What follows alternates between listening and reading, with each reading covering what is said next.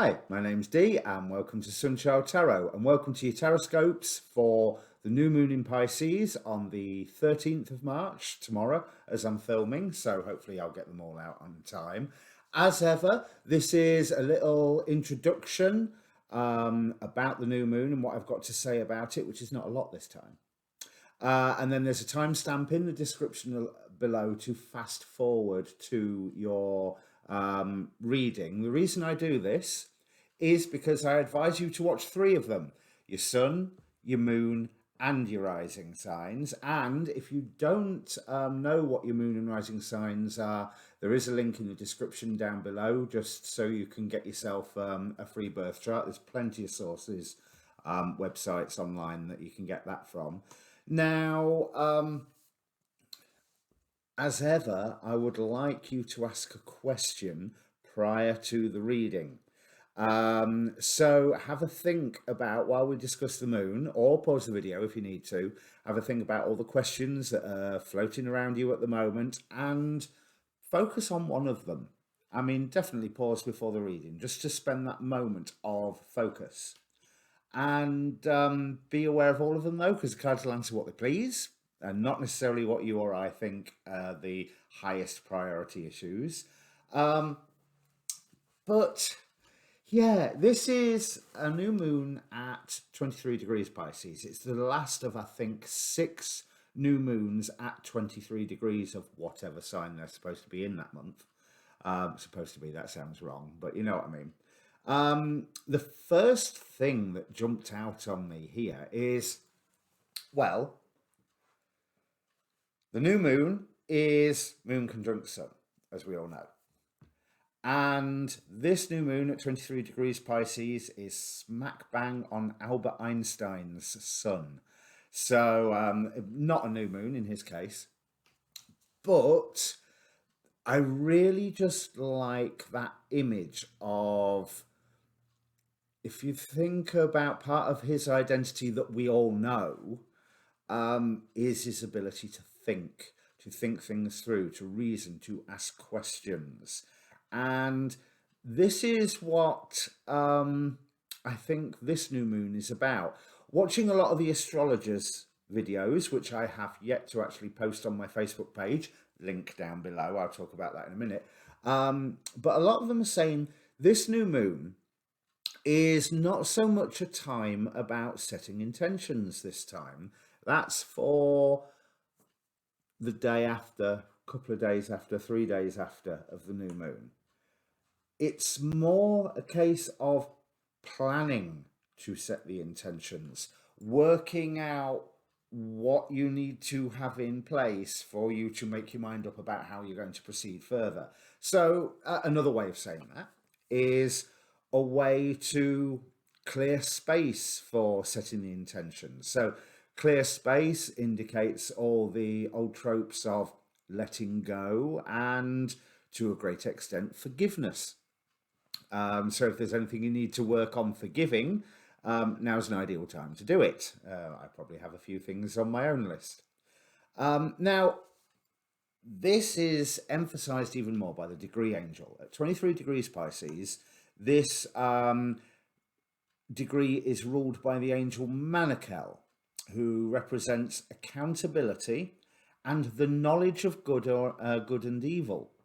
So with that knowledge of good and evil, there's that is good for me, that is not good for me, that is just downright evil, that's just not good for me. Both of those two things we can get rid of now, hopefully. Also, Manakel is ruling Mars this time. So it's 2 planets Manakel's ruling.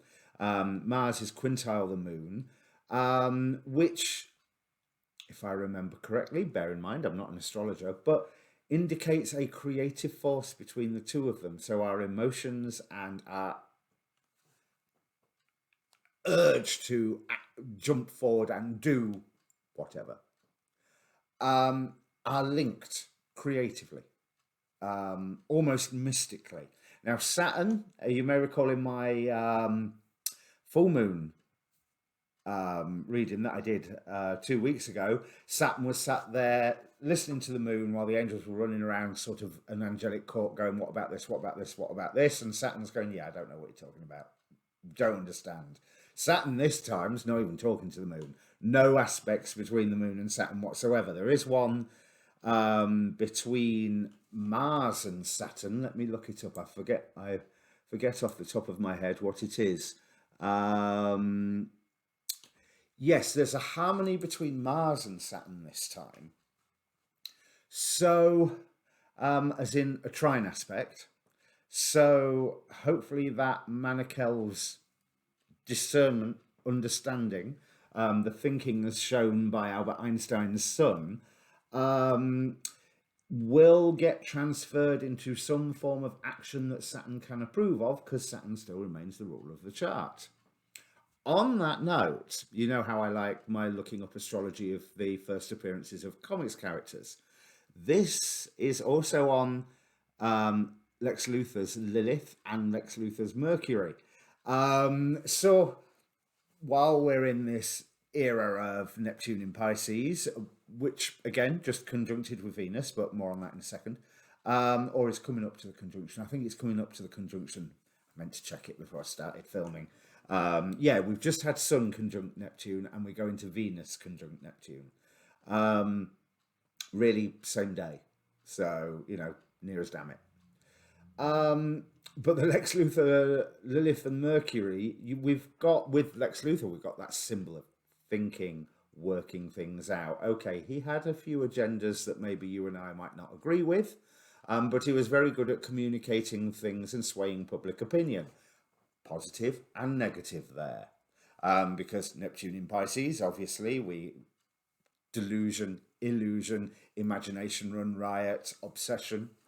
And yeah, I wouldn't trust anything Lex Luthor says one way or another. So there may be more public narratives that we would need to question, but there's also that sense of people using their own discernment and making space for the new, and being aware of all the factors that are popping their head up, saying, before you make your plans, what about this? What about that? Don't forget about me. Don't forget about this thing over here. Now, also in Quintile, we have Mercury and Uranus, ruled by Rahel, who is known as Diamond in the Rough, and is also attributed to filial submission, the submission of children to their parents, for example, but also a dispenser of longevity. So Mercury in itself, in its post-shadow phase, we've had loads of things brought up to us yet again that we can now let go of. That's the idea of the post-shadow phase. The diamond in the rough makes me think of vague plans. Vague plans that you're going in that general direction, but you don't have to firm up the details yet. You don't have to cut that diamond just yet. It's beautiful as it is. As for the filial submission, yeah, I don't know. It's there. I thought I would mention it. I've no idea how that one is going to. That could be on a very personal level for people, or it could reflect the drama going on with the royal family. There's definitely generational issues occurring with this new moon that helps us determine the way forward, hopefully in a positive way. I'm feeling pretty positive about this. I mean, people will say it's Pisces being the 12th sign is very similar, but not the same. I must stress it's not the same as the 12th house. So in terms of isolation, I don't want to say isolation. I want to inward looking study, really examining that which is within us. But we've got quite a stellium here in Pisces because, what is it, Sun, Moon, Venus, Neptune. So that's a lot of power. Obviously with the Venus-Neptune conjunction, appreciation of beauty, mysticism, maybe beautiful illusions, and you will see various astrologers talk about the the beautiful love and relationship aspect. Can also be relationship to things that we value. Um, but this new moon is wonderful for, like I say, preparing to set your intentions. Let old things go, focus on what you love, and work out how what it is you love is going to carry you forward, what passion you want to follow. I said I'd talk about the Facebook thing. Link down below. Like I said, I share normally. I haven't this last week, but I think you'll understand that with you've seen the intro bit already. I normally post the videos of all the astrologers that I follow and whatever else that I find on YouTube that is in this vein of beautiful woo-woo. But it's also got a personal inbox. So if you want a personal reading from me, obviously watch the reading first so you can judge whether you want this or not. But if you want a personal reading, that's a way to get in touch with me. You are more than welcome to comment down below. I try to respond to all of my comments. Not always on time, but I don't hover over the computer. But I always like to try and respond. And it's interesting to know what you think. It's interesting to know that it's reassuring to know that the readings that I am doing are hitting home somewhere. Because in taroscopes, there's 3 layers to them, I think. There's obviously me doing the reading for a zodiac energy. Then there's you, the viewer, finding the readers that you... Oh, I've forgotten the word. I was going to say synchronize with, but that's... Nope, can't remember the right word. But the ones that you vibe with, the ones that you resonate, that's it. The ones that you resonate with. And then you have to apply the reading to your own circumstances if it sounds relevant. Absolutely and totally and utterly discard it if it does not sound relevant, because this is not a sort of form of mundane tarot reading. The reading either is for you and you'll be able to hear that, or it's not. Go and watch your rising sign, go and watch your moon sign. I mean, new moons, full moons, go and watch your moon sign always. So yeah, like, share, subscribe, all that good YouTube stuff, because it really does help. I'm still aiming for that magic 1000 yet. So anything you can do to assist with that will be greatly appreciated. And like I say, before I bring up the cards, just remember that one thing: ask a question first. And I think that's everything that I've got to say. I actually thought I had nothing to say about this new moon, and I've not said a lot, but I think that in and of itself is significant, that it's this space. Pisces can be about rebirth. So it is this space, like the creative void before the word, that we are able to set the directions of our own rebirth. Or at least, being a tarot reading, because I'm always talking about new beginnings, because that's what the cards do, this month's rebirth. So I hope you're all well, and I will bring up your cards. Cheers. Okay, Aquarius, are you in a position where you've bitten off more than you can chew at the moment? Because there seems to be... It's not exactly a change of direction that I'm seeing. And let me point out where I'm starting. I've got 8 of Pentacles as the central card, clarified by the Knave or Page of Wands, and then 8 of Cups as how you are feeling, and clarified by the Knave of Pentacles. Now, with those 2 Knave Page cards, there's a lot of learning going on. And I feel like you're doing the same thing over and over and over at the moment, but you've lost faith in that or in something else at the moment. That you've lost faith in it. And at the minute, friends and other people around you are more stood in your way than not. excuse me, there's whatever it is that you've lost faith in, I think friends, allies, people around are stood in the way of you actually acting on that loss of faith. You're learning loads by being stuck in this situation at the minute, and you're getting better at something. That's what the Eight of Pentacles promises. And also look up angel number 88, because these two positions are very linked in this reading, where you are and how you're feeling. So angel number 88 there, well, whatever that means, cannot remember. I never did do myself that cheat sheet. But it feels like friends, passions and love are standing in your way at the moment. And I think what they're standing in your way because there's guidance that's been offered that you are unable to take the opportunity to follow right now.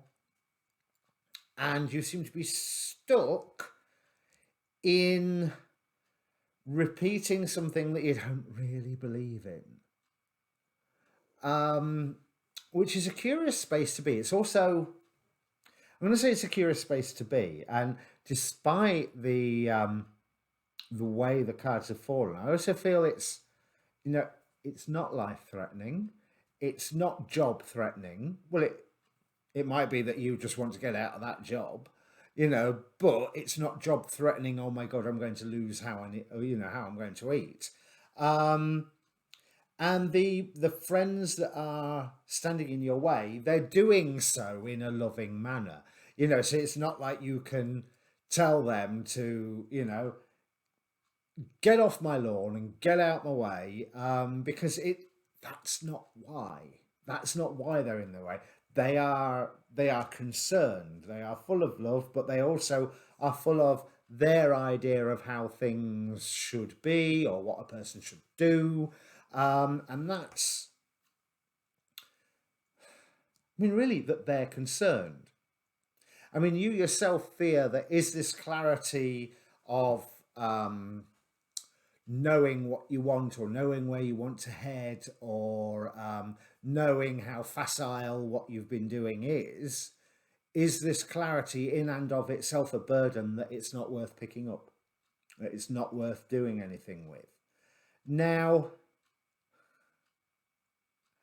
I will say, go gentle with yourself here, because I feel like you're getting irritated with people around you, these friends that are in your way, and you're irritated with yourself because I'm doing the same thing over and over and over, and I don't even believe in it. Why am I still doing this? Why am I still in this situation where I have to do this? Be nice to yourself. Because one of the things that Spirit are trying to write, I get it. One of the things that Spirit's trying to show you at the moment is how to progress forward, how to grab a tiger by its tail, while also maintaining a balance. So you have to be aware that there are strict, you have to have an acknowledgement of tradition and social mores and these loving friends who are just in the way.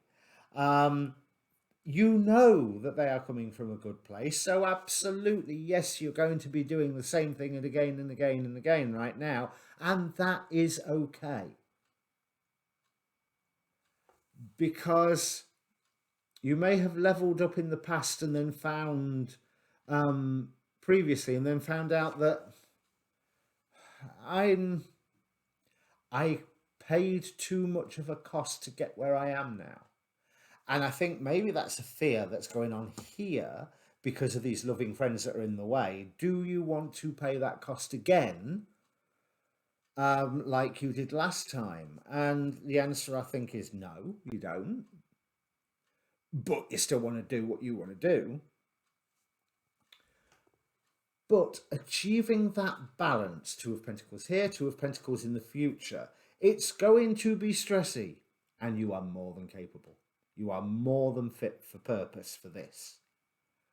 And that's exactly what this whole period is about. It is finding the way to exert your kingly will, King of Swords here, or papal will, the Hierophant here, but within strict rules, strict guidelines that Spirit is like going, yeah, absolutely, chase after what you want with both hands while not knocking anybody over, while keeping everything in balance, not allowing anything to fall. And yeah, it's going to be hard work, but there is a rebirth promise with the Nine of Swords. There is a rebirth promised here with this. And yes, it's going to be a nightmare, but it's not going to be the nightmare of war, and it's not going to be the nightmare of famine, and it's not going to be any of the other horrible nightmares that this world can visit upon us. It's just going to be one of those things where you go, working there was a nightmare, and it's that sort of nightmare, not a car crashing through your house and meteor landing on your granny, or there's it's a dull thud of a nightmare rather than the explosion of one. But the reason I'm saying stick with it is the final outcome cards, where we have the Sun, as you know, the happy, happy, joy, joy card, clarified by the Ten of Pentacles, secure community, a completion of something material with family or family style support around you, part of a community, a sense of personal wealth, emotional just as much as monetary. Because I also feel that these friends of yours, have they delivered, or are they delivering an ultimatum to you? It's like, you go with what we say, otherwise, and you don't really want a repetition of what's happened before in the past. So it's like, do I do this? They are thinking strategically, and you are required to think strategically. I would say, do not lie to them. Don't say, oh yes, I'll do that, and then go and do what he was going to do anyway. But rather than saying the whole journey, divide it up into baby steps and just tell them the next baby step that you're going to take, and they can see it incrementally, because they're not actually going to leave you and argue with you about this. They're not going to approve or assist at the start of it, with what you've got going on right now, but eventually they'll come round. It will be okay, because here it is not their job for them to offer you support. It is your job to lead, and you're not even leading them, you are only leading yourself. But it is your job to lead yourself to this new place, to the happy, happy, joy, joy that the last two cards promise, while maintaining a balance. And the reason that I'm saying the balance all the time, because we have Two of Pentacles that Spirit's bringing in, Two of Pentacles in the future that's coming in. The eights, especially the Eight of Pentacles, always reminds me of an element of balance as well. The Hierophant, the two columns of either side of the Hierophant, the tradition and the spirituality, and also this first oracle card. Balance spirituality and practicality. Now, it's not practical to say to your friends who are stood in your way for all the right reasons in their head, op it, because they're your friends, you care about them, you don't want to revisit what's happened in the past. So you're going to have to find a way to mediate, and this is what Hathor here is all about. Mediation, communication and culture. Hathor, the mistress of harmony. From the Mausolea deck, mediation is her thing. Because this is a new beginning for you. And of course it's a new beginning because there's something you lost faith in, something else that you are wanting to do. But that's going to take time to unfold. So be patient with those people around you, because those that are in your way mainly because they care about you and they don't understand what it is you are heading towards. And why would they? You're Aquarius, you're the weird one. So it's unfair of you to actually expect them to understand this. You know, if it's going to be, but you,